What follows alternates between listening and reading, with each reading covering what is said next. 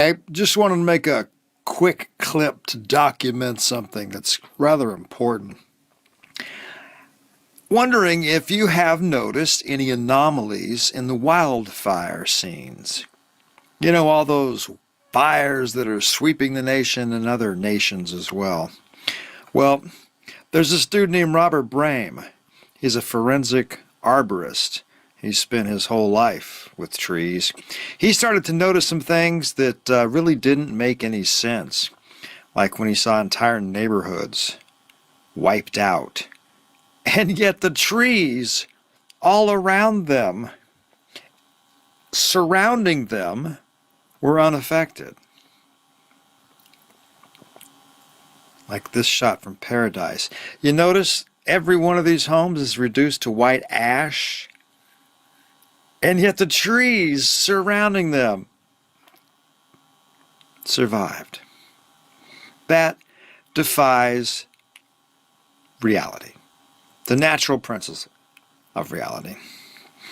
Here's another one. Completely surrounded by trees, but every home completely eradicated.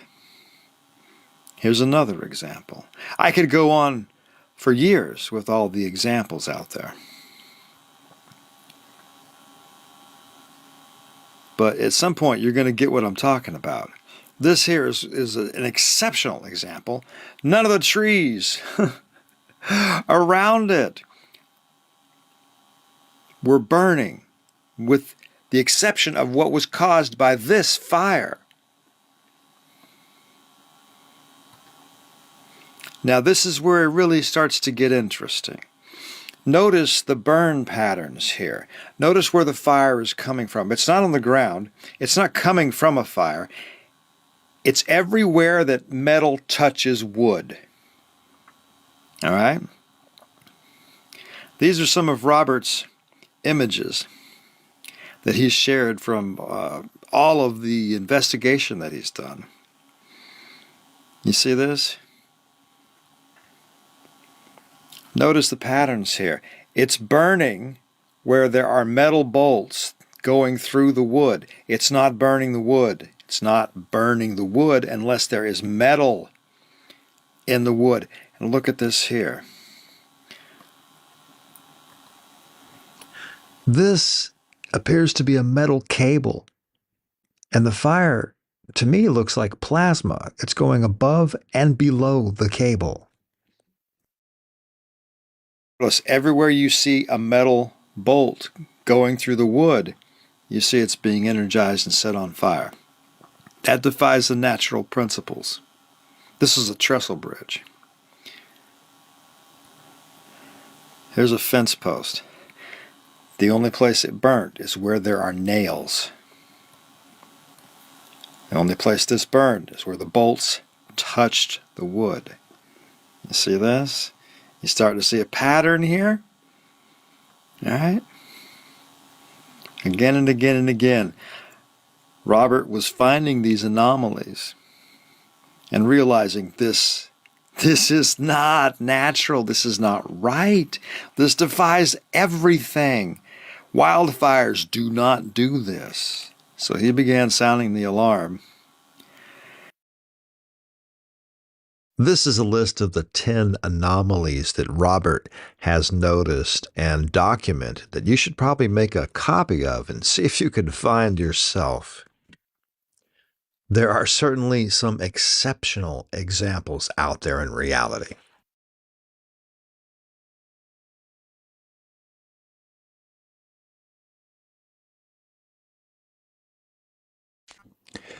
Notice how this bridge is on fire everywhere at the same time.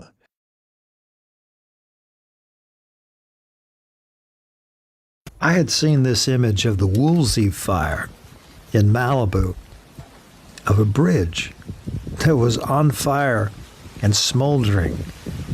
The metal beams were bent. Yet the trees surrounding the bridge miraculously survived. I went to investigate this bridge myself. I filmed quite a bit of footage and noticed some very unique anomalies. This bridge was constructed with metal beams, wooden planks, covered in asphalt. And you can see where the nails were going through the wood between the beams. And you probably realize that a wood fire typically doesn't heat up steel beams to the point where they melt and warp.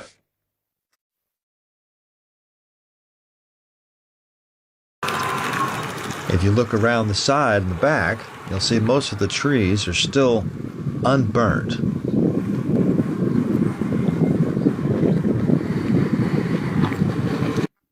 So, from my background and experience working with microwaves, I was able to recognize these principles and properties can be attributed to microwave-assisted combustion. And I did a few experiments to demonstrate this. We have recreated a fence post with nails in it and wire that wraps around, and we've put these screws in there, these tacks in there to further demonstrate what's happening is the microwave radiation is being attracted to the metal. It heats up and then it sets the wood on fire.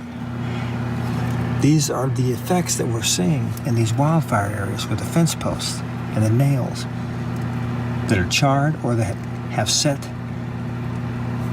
the wood on fire from the nail, or like a guardrail where the bolt goes through the wood. It's setting them on fire in that spot, which is not a trait of a natural wildfire. All right, so we're going to demonstrate this here in the microwave field.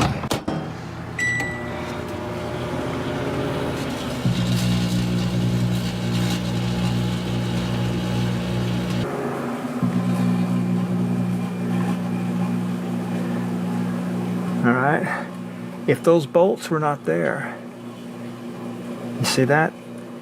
It's happening where the bolts cross the wood. If the bolts were not there, it would not set the wood on fire. Fire. So there you go.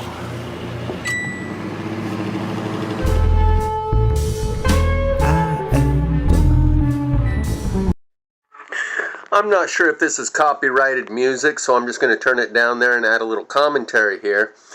I like this guy's presentation. I think this was back in 2020 that this was produced. The only thing I would add is that I'd like to see this conversation go to the next level. Along with these obvious, glaringly obvious indicators, like trees that are just burnt on the inside or the wood that's only burned where it's touching the metal, when you have those glaringly obvious indicators, open and shut case, this is an electricity-driven fire, there's also about 30 other patterns that you can spot that are far more subtle, like the weeds only being burned on the tips of each blade of grass and other such indicators and patterns that are far more subtle.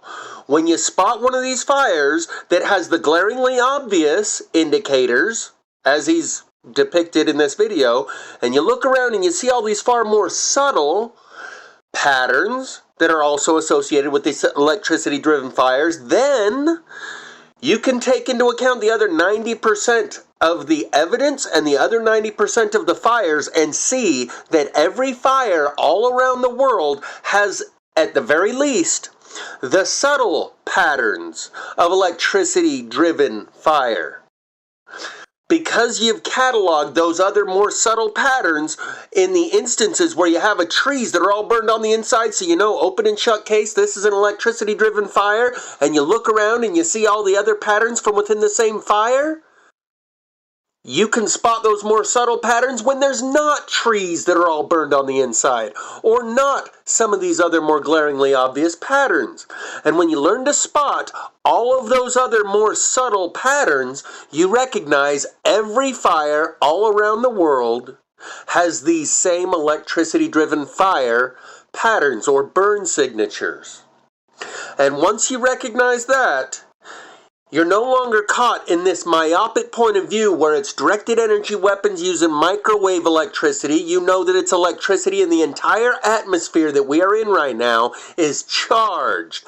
Airborne electricity, electricity going through the ground and the water is everywhere, and fire is a weak plasma and interacts with said electricity. It's called the global electric circuit.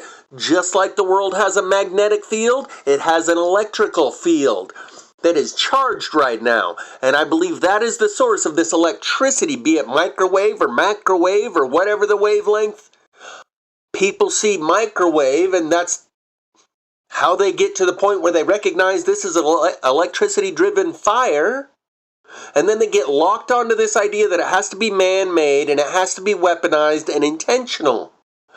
But once you learn to spot the more subtle patterns, when you have the obvious ones, you look around and you notice the more subtle ones. In these cases where it's obviously electricity-driven fire, you can notice the electricity-driven fire in the instances where it's not quite as obvious, and then you are able to take into account the other 99% of the evidence, the other 99% of the patterns that aren't so subtle, and you can incorporate the other 99% of the fires around the world and recognize that every fire these days has some of these electricity burn signatures. All of them.